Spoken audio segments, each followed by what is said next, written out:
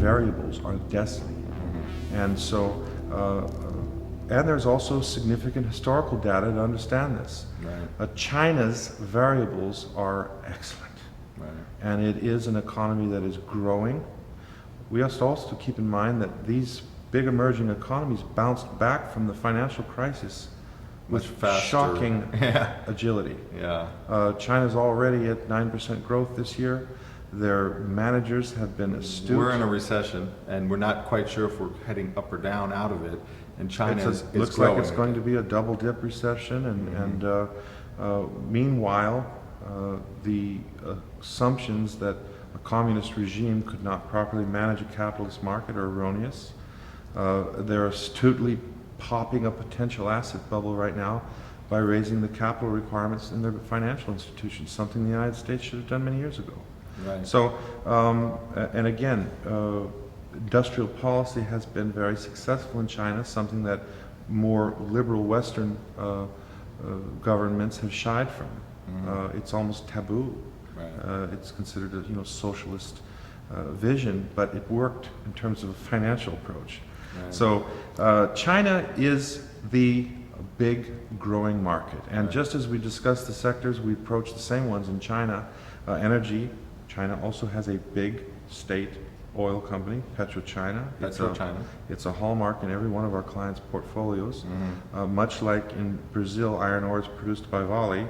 The China Aluminum Corp, an aluminum producer, is another hallmark. It's in the materials sector. Right. The China Construction Bank is another banking giant. So we take a little broader exposure in China. I think there's a lot of opportunity in the consumer discretionary sector, especially in automotive. Denway Motors and Brilliance Automotive are just poised for excellent long-term growth. We're talking, $1.5 billion people with a rising income. For the first time, access to credit as well, and it's just market. I mean, this is now just math. It really is, which is why macroeconomics matters. Yeah. You have an obligation to understand the fundamentals of it as an investor. Right.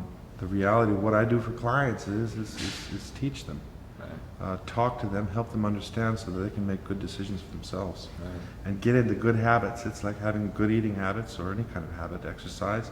You buy on dips, you build. You buy on dips, you build. You force yourself to save. You read and keep informed about the markets. And you get good advice by someone who's watching for you. And this really gets into the philosophy that we've talked about a lot.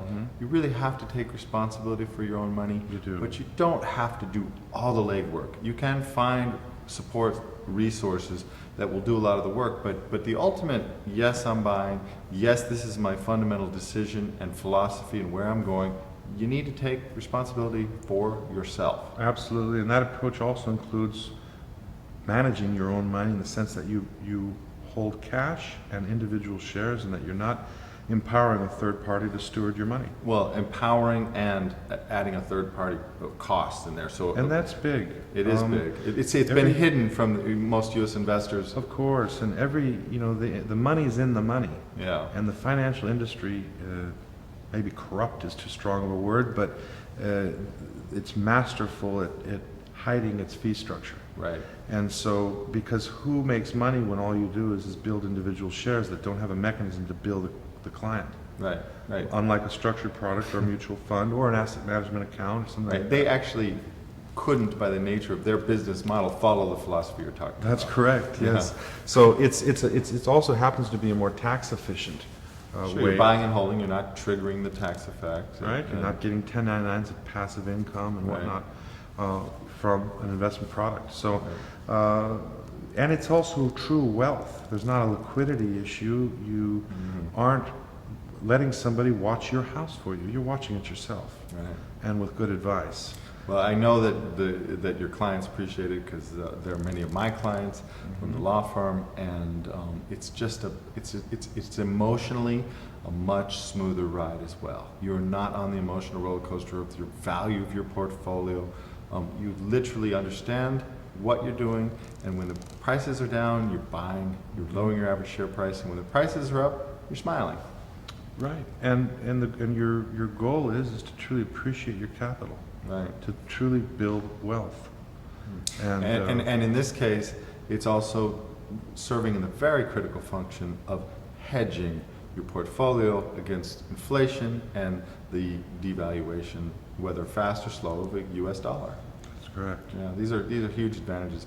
I'd like to talk more about this. I think we have a lot more to cover in this conversation, but we've done a lot. We've talked about the macroeconomics, we've talked about the dollar, we've talked about the fundamentals of the United States, we've talked about emerging markets, Brazil and China, individual stocks and sectors. This has been extremely helpful. And the main message for individual investors is that it's time to take responsibility for your appreciating your wealth, for growing your wealth, and that means exposing yourself to foreign currencies, to markets and companies in those markets that are growing, such as Brazil and China. And it means having the discipline to buy on dips, hold, build big positions, buy on dips, and expand. That's the model for the future. And independent advice where you don't have a third party with a financial interest in pushing you one direction or the other. That's right. Is the most cost effective and the wisest way to Best long-term- money you ever spend is the money to get unbiased advice. Right. Ben, thanks for joining us again. I'd love to have you back soon to talk about India, to talk about Russia, and to talk about a whole bunch more on The Mind of Money. Thanks. Thank you. Thank you for joining us for this session of The Mind of Money.